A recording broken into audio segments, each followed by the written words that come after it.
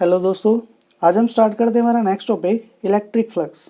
इसको हम 5E से डिनोट करते हैं और इसकी डेफिनेशन है the total number of electric field lines passing normally through a surface. कहने का मतलब ये है कि टोटल नंबर ऑफ लाइन, जितनी नंबर ऑफ लाइन किसी पर्टिकुलर सरफेस से पास होती हैं उनको हम क्या बोलते हैं, इलेक्ट्रिक फ्लक्स। उसको हम क्या बोलते हैं, इलेक्ट्रिक फ्लक्स। अब ये नॉर्मली क्यों बोला है ये आपको भी समझ में आएगा, इसके बारे में डिस्कस करते हैं। अब सबसे पहली बात ये आती है कि ये जो है हमारा इलेक्ट्रिक फील्ड लाइंस हैं और ये हमारा क्या है, सरफेस एरिया। इसको हम कंप्लीट को एस से डिनोट कर रहे हैं। ओके, इसके अंदर हम क्या करते हैं कि एक स्मॉल एलिमेंट एरिया कंसिडर करते हैं, स्मॉल एलिमेंट एरिया कंसिडर करते हैं और इसका नाम रखते हैं ds। अब आपको साफ साफ दिख रहा होगा कि जो पूरा सरफेस है S, उससे ज़्यादा नंबर ऑफ लाइन पास हो रही हैं और हमारा जो छोटा सा एलिमेंट एरिया है उससे 2 लाइनें पास हो रही हैं। अब कहने का मतलब ये है कि जितनी नंबर ऑफ लाइन किसी पर्टिकुलर सरफेस एरिया से पास होती हैं वो क्या कहलाता है, उसका इलेक्ट्रिक फ्लक्स। ओके, अब एक्सपेरिमेंटली ये देखा गया कि अगर हम इस सरफेस एरिया को बढ़ा देते हैं तो हमारा इलेक्ट्रिक फ्लक्स बढ़ जाता है। जैसे मान लो अगर ये जो सरफेस एरिया है ये छोटा है तो इसके अंदर से देखो 3 लाइनें पास हो रही हैं, ठीक है। और ये अगर सरफेस बात करें इस सरफेस की तो इससे 1 2 3 4 5 और 6, लगभग 6 लाइनें क्या हो रही हैं, पास हो रही हैं। तो इस एक्सपेरिमेंट से देखा गया कि जो हमारा फाई है, जो फाई ई है वो डायरेक्टली प्रोपोर्शनल है किसके, हमारे सरफेस एरिया के। तो इसको हम लिख देते हैं phi E is directly proportional to S. Okay, अब उसके बाद ये देखा गया कि अगर हम इस इलेक्ट्रिक फील्ड जो है हमारी, इसका मैग्नीट्यूड अगर बढ़ा देते हैं, मान लेते हैं ये है 10 न्यूटन पर कूलम की हमारी इलेक्ट्रिक फील्ड, एग्जाम्पल के लिए ले रहा हूँ मैं, और ये है हमारी 20 न्यूटन पर कूलम। अब 20 न्यूटन पर कूलम अगर हमारी इलेक्ट्रिक फील्ड है, अगर उसका मैग्नीट्यूड ज़्यादा है तो उसके अंदर इलेक्ट्रिक फील्ड लाइंस की जो डेंसिटी है वो भी क्या होगी, ज़्यादा। अब आपको यहाँ से साफ साफ दिख रहा है कि अगर मैग्नीट्यूड ई का मैग्नीट्यूड अगर कम लेते हैं तो सरफेस एरिया से कम नंबर ऑफ लाइन पास होती हैं। अगर ई का मैग्नीट्यूड ज़्यादा लेते हैं तो ज़्यादा नंबर ऑफ ये इलेक्ट्रिक फील्ड लाइन हमारी क्या होती है, पास होती है। तो सेकंड से कंक्लूजन क्या निकाला कि जो फाई ई है हमारा वो डायरेक्टली प्रोपोर्शनल है किसके, इलेक्ट्रिक फील्ड इंटेंसिटी के। ओके, तो यहाँ से हम क्या बोल सकते हैं कि जो हमारा फाई है वो इक्वल है एस और ई के प्रोडक्ट के, ठीक है। एस ई लिख सकते हो या फिर इसको ई एस लिख सकते हो। ई क्या है, इलेक्ट्रिक फील्ड, और एस क्या हमारा सरफेस एरिया। अब जो सरफेस एरिया है उसके अंदर नॉर्मली क्यों बोला वो देखते हैं। अब तक हमने क्या किया कि जो ये सरफेस है इसको, इस सरफेस को, जैसे ये सरफेस है, इस ये पूरा ए है, ये डी ए, एस और डी एस मान सकते हो इसको। तो ये हमने क्या कर रखा है, जो इलेक्ट्रिक फील्ड लाइन है इसको ऐसे रखा हुआ है, ठीक है। मैं आपको अच्छे से दिखा देता हूँ। मान लो कि ये ऐसे रखा हुआ है, मीन्स परपेंडिकुलर है। ये हमारी क्या है, इलेक्ट्रिक फील्ड लाइन, और ये हमारा क्या है, सरफेस। ओके, अब हम क्या करते हैं, इस सरफेस को और इलेक्ट्रिक फील्ड को थोड़ा सा एंगल चेंज कर देते हैं। अभी तक क्या थे, परपेंडिकुलर, अब हम क्या कर देते हैं, इसको थोड़ा सा टिल्ट कर देते हैं। तो टिल्ट करने पे क्या होगा वो देखते हैं, ठीक है। फिर ये नॉर्मली का जो चक्कर है वो आपको समझ में आएगा। अब हमने क्या किया, इस सरफेस को मैं सिर्फ एक लाइन से ड्रॉ कर रहा हूँ। अब हमने क्या किया, इस सरफेस को थोड़ा सा ऐसे रख दिया और इलेक्ट्रिक फील्ड लाइन जो है ऐसे ही पास हो रही है, ठीक है। एक इलेक्ट्रिक फील्ड लाइन ली हमने ताकि डायग्राम कॉम्प्लिकेटेड ना हो। अब देखो ये जो सरफेस है, आपको पता है जो सरफेस है उसका जो सरफेस वेक्टर, एरिया वेक्टर जिसको हम बोलते हैं, वो सरफेस के कहाँ होता है, परपेंडिकुलर होता है। तो ये हो गया हमारी इलेक्ट्रिक फील्ड और ये हमारा हो गया एरिया वेक्टर, ठीक है। इसके अंदर मैंने ds क्यों लिखा, क्योंकि ये पूरा सरफेस नहीं ले रहे, हम सिर्फ क्या कर रहे हैं, ये स्मॉल एलिमेंट्री पार्ट ds ले रहे हैं, और इसका जो एरिया एलिमेंट होगा वो होगा हमारा ds वेक्टर। अब ये जो एंगल है बीच में ये है थीटा, ठीक है। तो अब ये जो इलेक्ट्रिक फील्ड है हम इसको नहीं लेंगे हमारी फ्लक्स के अंदर। अब हम क्या करेंगे, ये जो हमारा इलेक्ट्रिक फील्ड है इसको हम टू कंपोनेंट्स में क्या करेंगे, रिजोल्व करेंगे। ओके, तो एक कंपोनेंट होगा इसके अलोंग द सरफेस वेक्टर जिसको हम बोलेंगे ई कोस थीटा। ओके, और एक होगा इसके परपेंडिकुलर इस डायरेक्शन में जिसको हम बोलेंगे ई साइन थीटा। अब देखो इस डायरेक्शन में हमारी कोई भी इलेक्ट्रिक फील्ड लाइन नहीं जा रही है, सारी की सारी किस डायरेक्शन में जा रही हैं, इस डायरेक्शन में जा रही है। ओके, तो ये हो जाएगा 0, मतलब इसकी वजह से कोई भी इलेक्ट्रिक फ्लक्स नहीं होता है। ओके, तो हम यहाँ पे क्या लिखेंगे कि जो हमारा डी फाई है, ये हमारा फाई था कंप्लीट एरिया के लिए, ये हमारा डी फाई है स्मॉल एलिमेंट्री एरिया के लिए। जो हमारा डी फाई है वो क्या हो जाएगा, ई कोस थीटा। ठीक है, ये जो कंपोनेंट हमने ये ले लिया, E cos theta into D S. Okay, ये हमारा है सरफेस एरिया, क्योंकि यहाँ पे देखो ई एस था, यहाँ पे हमारा कंपोनेंट कौन सा आ गया, ई कोस थीटा और डी एस। क्या हम इसको E D S cos theta लिख सकते हैं, नो डाउट लिख सकते हैं, स्केलर फॉर्म है। अब जो ये E D S cos theta है इसको हम क्या लिख सकते हैं, इसको हम लिख सकते हैं D phi is equal to E vector dot D S vector. ऐसा क्यों, क्योंकि हमें पता है कि जो हमारा ए डॉट बी होता है वो क्या होता है, ए बी कोस थीटा। ठीक है, तो ए बी कोस थीटा को हम क्या लिख सकते हैं, ए डॉट बी, तो यहाँ पे हम लिख सकते हैं ई डॉट डी एस। ये हो गया हमारा स्मॉल एलिमेंट्री पार्ट के लिए, डी एस के लिए मीन्स ये जो पार्ट मैंने आपको बताया था डी एस, ये सिर्फ इसके लिए हुआ है। अगर पूरे सरफेस एरिया का निकालें तो क्या आ जाएगा हमारा, कैसे आएगा, इसका इंटीग्रेशन कर देते हैं। तो यहाँ पे लिखेंगे total electric flux. Total electric flux कैसे निकालेंगे, ये जो हमारी इक्वेशन है, इक्वेशन नंबर, इसको 2 नाम दे देते हैं, ऊपर वाली इक्वेशन को इक्वेशन नंबर 1 नाम देते हैं। ठीक है, अब इक्वेशन 2 को क्या करते हैं, इंटीग्रेट करते हैं। इंटीग्रेट करेंगे तो हमारे पास टोटल इलेक्ट्रिक फ्लक्स आ जाएगा। यहाँ पे आप इसको फाई ई भी लिख सकते हो और फाई अकेला भी लिख सकते हो अभी, तो इंटीग्रेशन डी फाई। ठीक है, ये जो है बोथ साइड हम क्या कर देंगे, इंटीग्रेट कर देंगे। इंटीग्रेशन किसका, पूरे सरफेस का, और यहाँ पे है E dot D S. Okay, आप इसको E D S cos theta भी लिख सकते हो, नो डाउट। ओके, इसको हम बोलेंगे हमारी इक्वेशन नंबर 3। तो इस इक्वेशन नंबर 3 से हमने क्या कंक्लूजन निकाला है कि जो इलेक्ट्रिक फ्लक्स की जो डेफिनेशन है उसको क्या लिख सकते हैं, total electric flux through a surface, through a surface in an electric field, in an electric field may be defined as the surface integral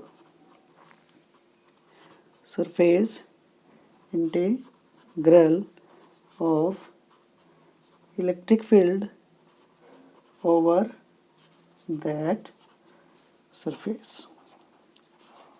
ठीक है, ये जो लिखी हुई है इसी को हम बोल रहे हैं ये डेफिनेशन के रूप में। कहने का मतलब ये है कि जो टोटल इलेक्ट्रिक फ्लक्स है उसको हम क्या बोल सकते हैं, सरफेस इंटीग्रल। इसको हम क्या बोलते हैं, surface integral. Surface integral of electric field, surface integral of electric field over किसके, इस पूरे सरफेस का कर रहे हैं तो हम बोलेंगे ओवर दैट सरफेस। ओके, अब इक्वेशन नंबर 3 को देखो, इसी के बारे में हम स्टडी करेंगे। अब जो इलेक्ट्रिक फ्लक्स है वो किस किस के ऊपर डिपेंड कर रहा है? एक तो इलेक्ट्रिक फील्ड के ऊपर डिपेंड कर रहा है, उसके बाद हमारा सरफेस के ऊपर डिपेंड कर रहा है, और तीसरा हमारा कोस थीटा के ऊपर डिपेंड कर रहा है। क्योंकि सीधी सी बात है, अगर हम इलेक्ट्रिक फील्ड को बदलेंगे, यहाँ पे देखो मैंने बताया था आपको, इलेक्ट्रिक फील्ड को अगर बदलेंगे मतलब ज़्यादा करेंगे, इलेक्ट्रिक फील्ड की वैल्यू अगर ज़्यादा करेंगे तो इलेक्ट्रिक फ्लक्स जो है हमारा वो क्या हो जाएगा? बढ़ जाएगा। ठीक है। और दूसरी बात, अगर हम ds, ये जो हमारा ds है, अगर हम इसको चेंज करते हैं, यहाँ पे मैंने दिखाया छोटा एरिया है तो कम इलेक्ट्रिक फ्लक्स होगा, ज़्यादा एरिया है तो ज़्यादा इलेक्ट्रिक फ्लक्स होगा। तीसरी है हमारा कोस थीटा। अब कोस थीटा कैसे डिपेंड कर रहा है वो हम देखते हैं हमारे स्पेशल केसेस के अंदर। तो उससे पहले हम यहाँ पे लिखते हैं from equation 3 we can conclude that phi e is depends on, पहला है e, दूसरा है हमारा ds, और तीसरा है हमारा कोस थीटा।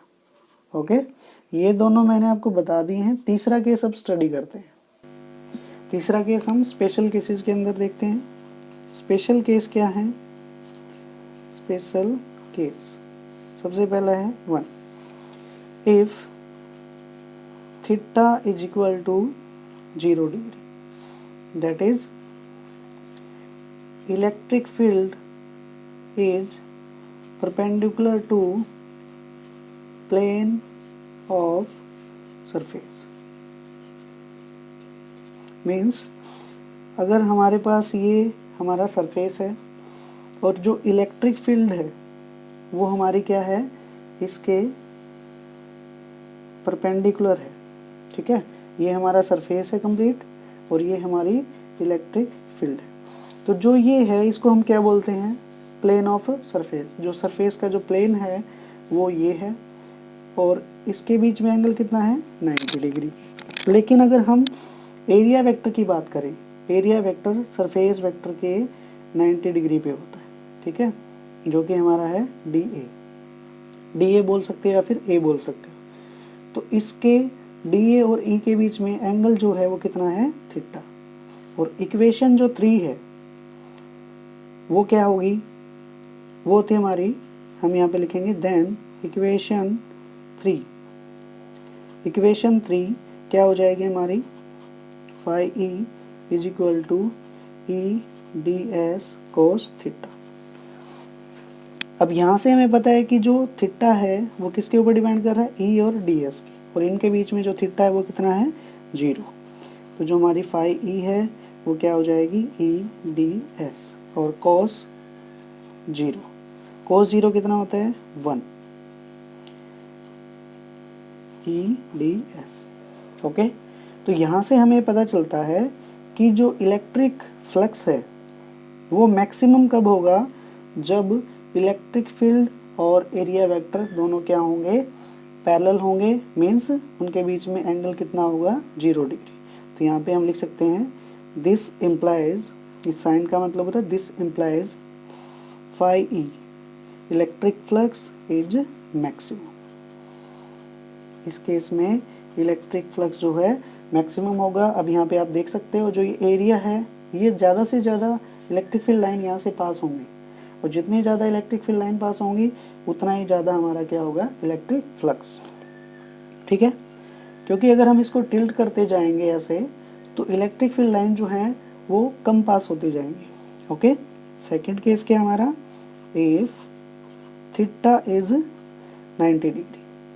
90 डिग्री होने का मतलब क्या है?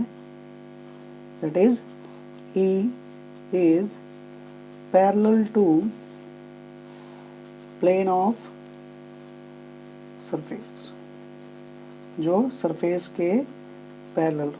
मतलब हमारा जो सरफेस है वो ये हो गया, और जो इलेक्ट्रिक फील्ड है वो क्या होगी? वो भी हमारी इस डायरेक्शन में होगी।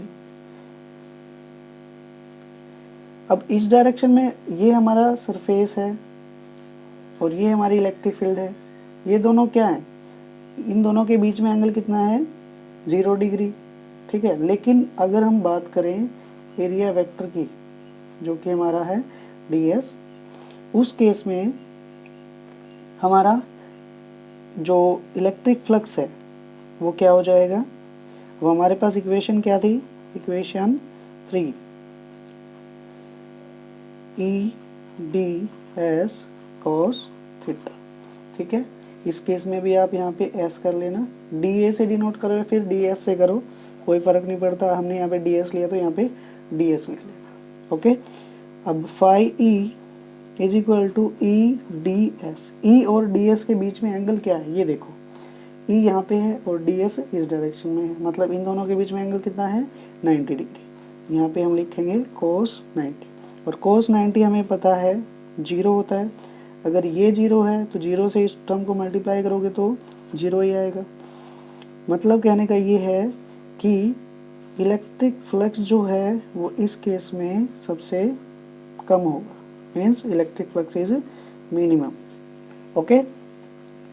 अब जो इलेक्ट्रिक फ्लक्स है 0 डिग्री और 90 डिग्री एंगल के बीच में ही लाई करेगा, मतलब कम ज़्यादा होगा। ये मैक्सिमम है, ये मिनिमम है, बाकी जो एंगल होंगे वो इन दोनों के बीच में इलेक्ट्रिक फ्लक्स की वैल्यू को रखेंगे, ओके। अब इक्वेशन नंबर 3 से ही हम क्या करते हैं, इसकी SI यूनिट का पता लगाते हैं, ठीक है। तो from equation 3 phi E is equal to EDS cos theta. अब यहाँ पे इसकी यूनिट का पता लगाते हैं। देखो, जो E की यूनिट होती है वो क्या होती है, E means force upon area, sorry force upon charge. Force होती है Newton, upon charge means coulomb, ठीक है। उसके बाद आ गया हमारा DS। DS क्या है, मीटर स्क्वायर, ओके। तो इसको हम लिख सकते हैं newton metre square per coulomb, या फिर newton metre square coulomb inverse, okay. तो ये हो गई हमारी SI यूनिट। और अगर हम इसकी डायमेंशंस की बात करें, डायमेंशंस ऑफ फाई क्या होंगे, ये है हमारा EA, ठीक है। cos थीटा जो होता है इसका कोई भी मतलब इसकी यूनिट नहीं होती है, ठीक है। थीटा, अगर cos थीटा की बात करें तो EA जो है इसकी डायमेंशंस भी क्या होंगे, जो E है वो होता है हमारा फोर्स अपॉन चार्ज इनटू में एरिया, ठीक है। अब फोर्स की जो डायमेंशंस होते हैं वो होते हैं M1L1T-2, और एरिया है उसको हम बोलेंगे L square, means length into length, upon charge. जो चार्ज होता है वो हमारा होता है करंट इनटू टाइम, ओके। तो यहाँ पे हम लिखेंगे करंट के लिए लिखते हैं A और टाइम के लिखते हैं T। तो डायमेंशंस ऑफ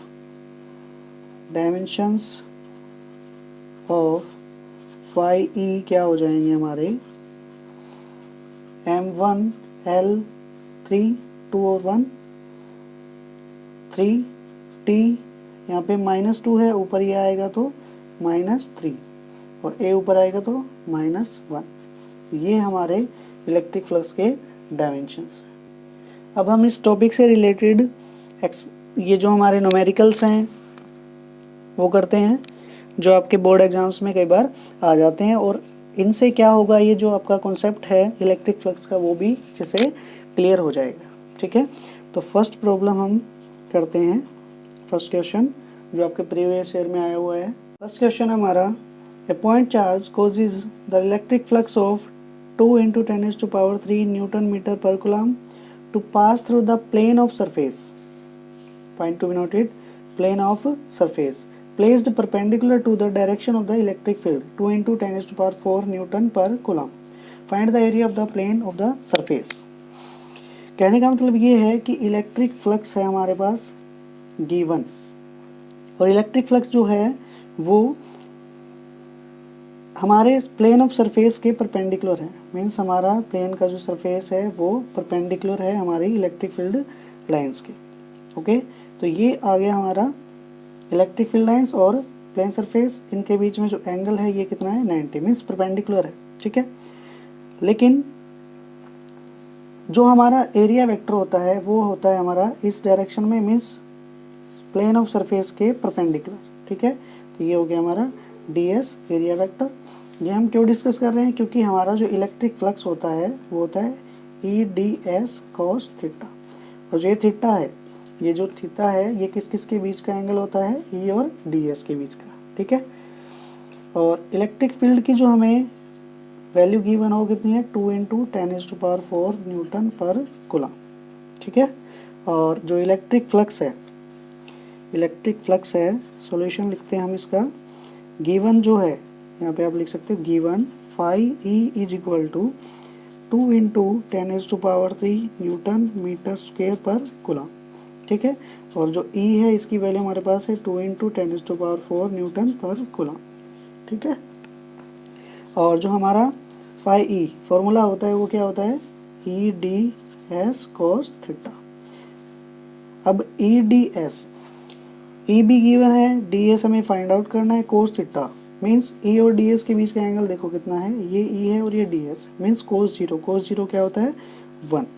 ओके, अब इस इक्वेशन में ये जो दो गिवन है हमें वैल्यू वो रख देते हैं, और जो तीसरी फाइंड आउट करनी है उसको फाइंड आउट करते हैं। डी एस क्या होगा फाई ई अपॉन ई। ओके, ये ई इसके डिवाइड में चला जाएगा। फाई ई की जो वैल्यू है हमारे पास है 2 × 10⁻³ और ई की जो वैल्यू है वो है 2 × 10⁻⁴। 2 से 2 कैंसिल हो जाएगा, नीचे 4 है ऊपर 3 है, 4 ऊपर जाएगा पावर -4 हो जाएगा, ये हो जाएगा हमारे पास 1/10 मीन्स 0.1 मीटर स्क्वायर। मीन्स जो एरिया है वो हमारा 0.1 मीटर स्क्वायर का एरिया है जहाँ से हमारा इलेक्ट्रिक फ्लक्स पास हो रहा है इतनी इलेक्ट्रिक फील्ड इंटेंसिटी के साथ। ओके, इसके बाद हम करते हैं हमारा क्वेश्चन नंबर 2।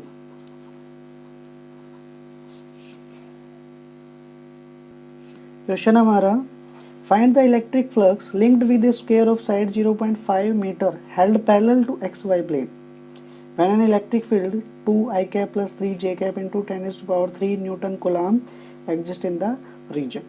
मीन्स एक स्क्वायर है हमारा जो एक्स वाई प्लेन के पैरेलल है, एक्स वाई प्लेन बना लेते हैं, ये हो गया हमारा एक्स, ये हो गया हमारा वाई और ये हो गया हमारा जेड।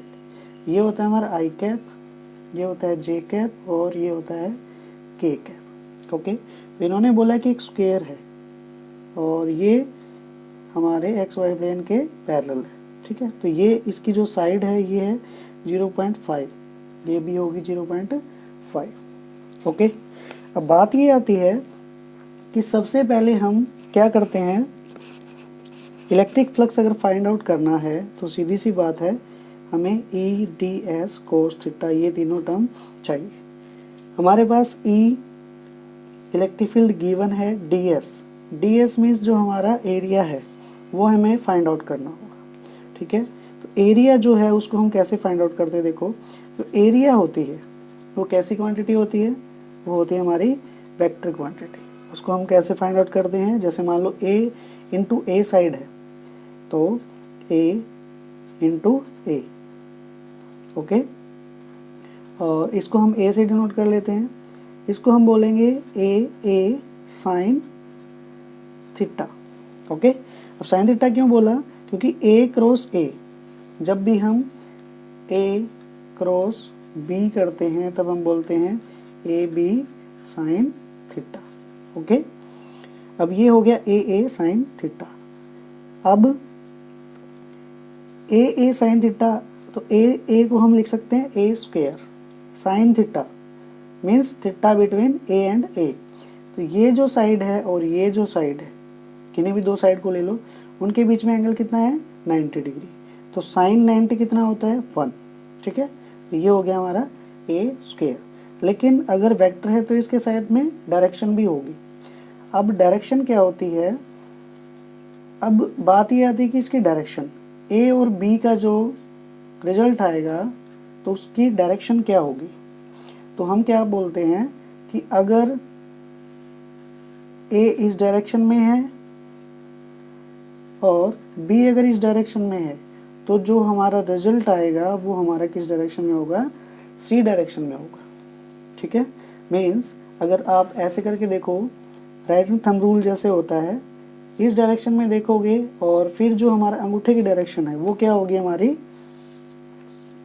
रिजल्टेंट की डायरेक्शन।